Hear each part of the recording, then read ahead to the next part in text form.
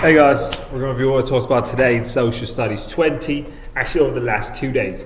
And so we've been talking a lot about Indigenous self-determination.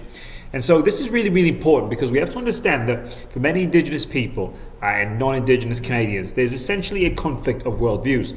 Now for Indigenous people, there's different sets of priorities oftentimes, and you'll notice I said oftentimes because I can't speak for every single Indigenous person. It's not possible for me to do that as a non-Indigenous person. Plus, Indigenous people are not monoliths. They don't all think the exact same way.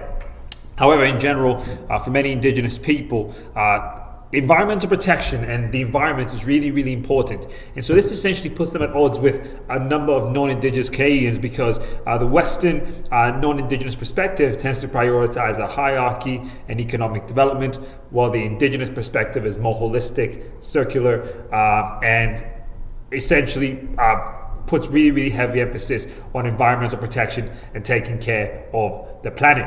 And so what starts to happen is these two worldviews come into conflict. And one of the ways that we see this conflicting is when it comes to the issues of land claims. And so land claims are really, really interesting because essentially through Canadian documents, we have acknowledged that Indigenous people are independent, sovereign people. And so this creates a little bit of conflict because essentially now there's oftentimes debate and controversy over use of land. Who should have a say when it comes to how land is used, developed, and exploited.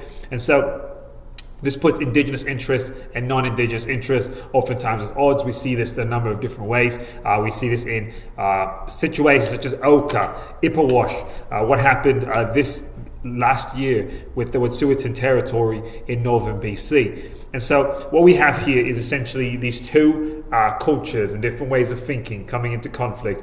And essentially we have to ask ourselves, who has say over resource use? Who has say over land use?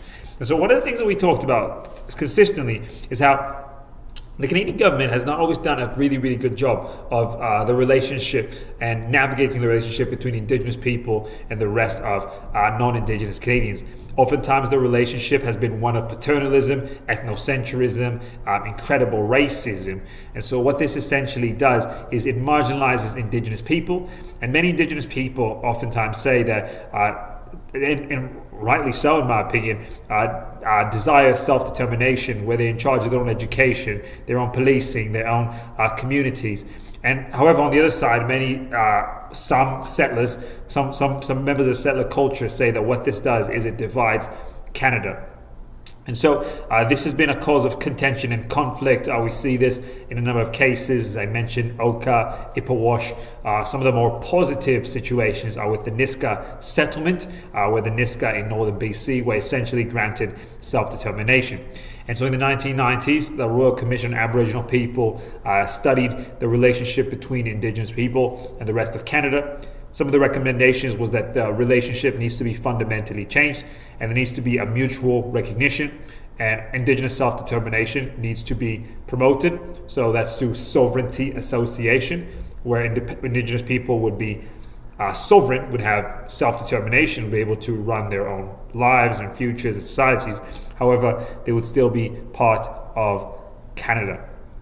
And so that's just some of the stuff we talked about today. We talked about how the Indian Act was oftentimes being used to marginalize Indigenous people, and why we've seen this time and time again how marginalization breeds a desire for self-determination. Please, in order to prepare for your test tomorrow, please understand the differing worldviews between Indigenous people and settler Canadians. Please make sure you understand why land claims are controversial. That's a little pro tip. You will see that on your test tomorrow. Please make sure you understand how marginalization oftentimes breeds the desire for self-determination for many Indigenous people. So things like the Indian Act, which has oftentimes robbed Indigenous people of self-determination, how this has essentially fueled or motivated desires for self-determination. Please make sure you understand what the Royal Commission on Aboriginal People recommended. And don't forget to make sure you go over some of the conflicts that we see, such as Oka, Ipperwash, and so on. I'll see you guys tomorrow. All the best.